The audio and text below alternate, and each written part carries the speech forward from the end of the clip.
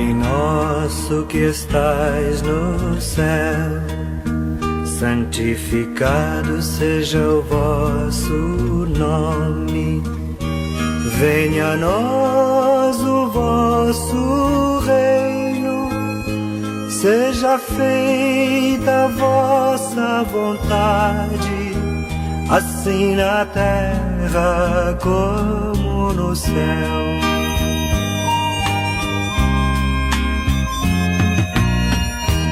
O pão nosso de cada dia nos dai hoje. Perdoai-nos as nossas ofensas, assim como nós perdoamos a quem nos tem ofendido.